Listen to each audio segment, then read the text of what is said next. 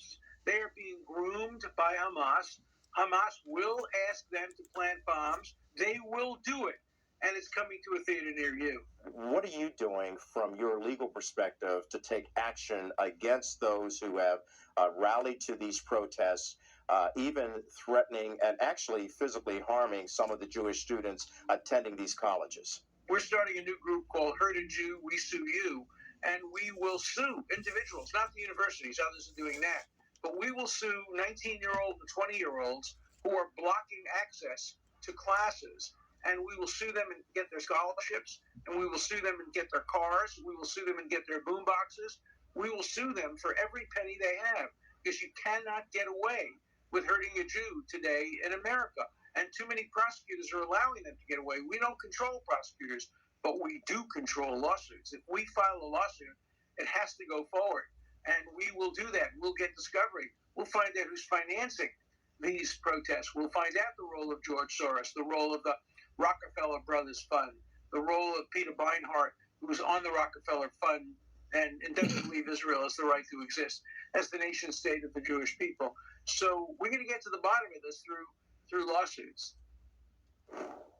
You can see more of Kelly Wright's interview with Alan Dershowitz when America's Hope airs. Jobs last month, according to data from the Bureau of Labor Statistics. That's much less than economists were expecting and the slowest growth since October. Economists have been anticipating a slowdown in the labor market from the pressure of high interest rates.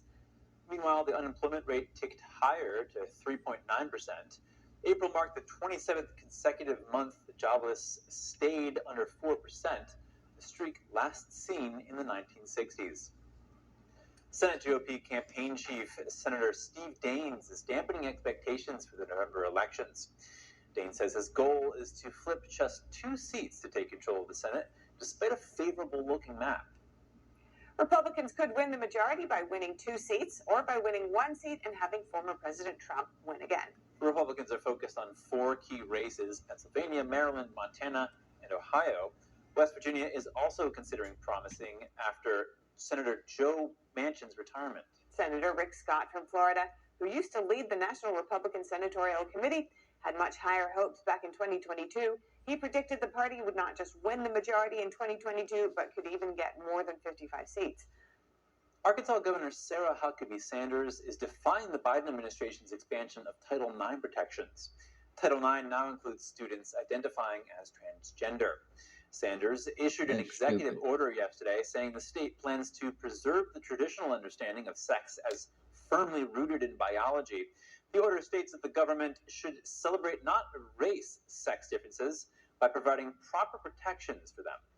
It also states that the Biden administration, quote, has rejected reality and chosen to appease their left-wing base over students' safety and best interests.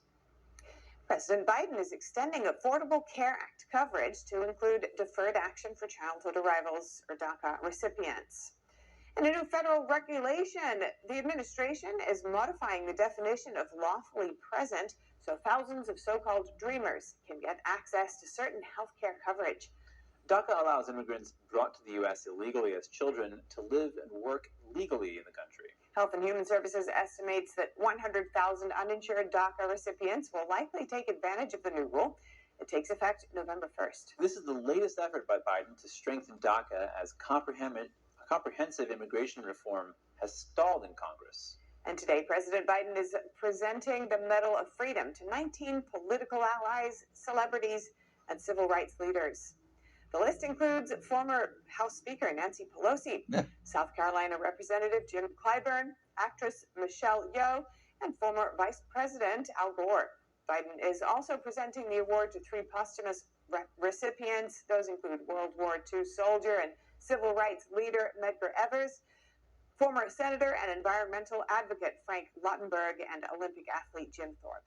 The Medal of Freedom is the nation's highest civilian honor. It's presented to people who have made exemplary contributions to the country, to world peace, or to other significant societal endeavors. Members of Congress are asking if TikTok violated child protection laws in its effort to stop a U.S. ban on the app. A letter is asking the Federal Trade Commission to investigate. The app sent users pop-up messages asking for personal information and requesting they contact Congress. Members of the House Select Committee on the Chinese Communist Party say the message was sent to young children. A letter the committee sent out says TikTok's actions resulted in at least one case of a child calling an office of Congress and threatening suicide. TikTok sent out the messages right before the passage of a law that forces the company's Chinese owner to sell the app or face a ban in U.S. app stores. In the letter, members of Congress expressed concern that an app controlled by the Chinese Communist Party appears to have the ability to manipulate the American public, including children. TikTok's response was that it only sent the message to users over the age of 18 who could dismiss the message notification. The U.S. military has admitted that it mistakenly killed a civilian in an airstrike in Syria last year. This comes after the man was initially misidentified as a senior al-Qaeda leader. An investigation ordered by U.S. Central Command found several issues with the airstrike, but it didn't detail those issues in the report released on Thursday, noting that many facts about the investigation remain classified.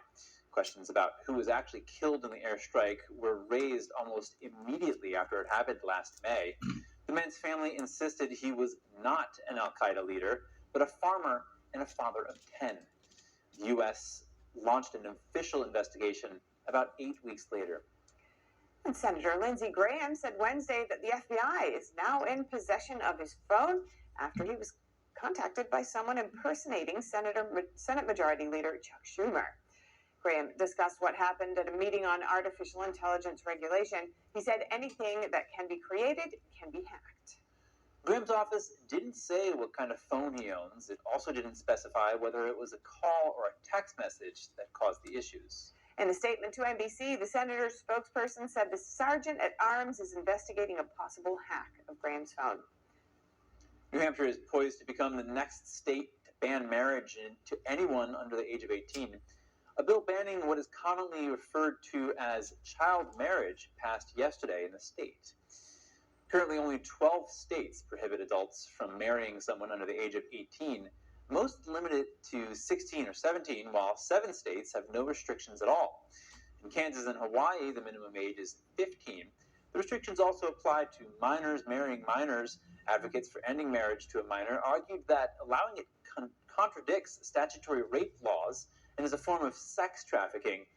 Those opposed argue it should be allowed in cases of an unintended pregnancy for emancipated minors or when parental consent is given. A crash on Interstate 95 in Connecticut will keep the road closed in both directions. 3 vehicles collided yesterday morning, one carrying gasoline. A fire erupted and engulfed the fuel tanker, which traveled across the road as the flames reached up toward an overpass. Troop G was made aware of a 3-vehicle accident that occurred involving a passenger vehicle and 2 tractor trailers, one of them being a tanker truck carrying fuel oil. One occupant in each vehicle, so three people involved total. No one was injured. The bridge was damaged. The heat from the burning fuel compromised some of the bridge. So that bridge is going to have to come down. Then they're going to have to take a second look at repaving to make sure that the road is safe and secure. The governor says both sides of the interstate should be back open by Monday. He says he filed an emergency declaration so the federal government can Investigated separately from the nearby protest on campus of Portland State University. However, they said it may be connected. And most of us enjoy being able to sleep in. However, you probably wouldn't like the extra shut-eye if it was a result of not hearing your alarm clock. Some iPhone users have turned to social media with that very complaint, saying they overslept because they're not hearing the alarm. Apple told NBC News that the company is working to fix the issue.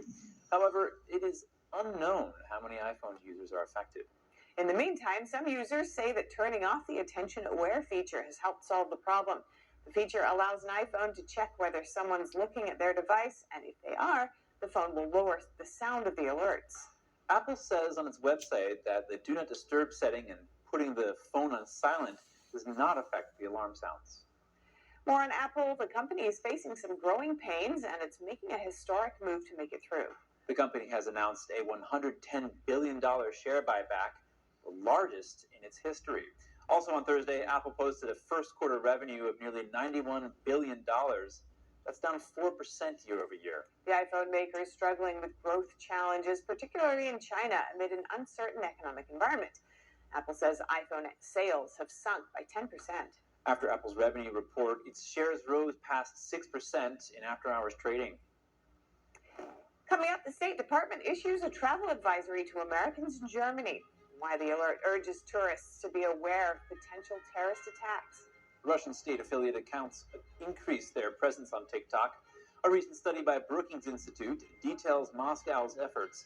We'll have the details soon when we return.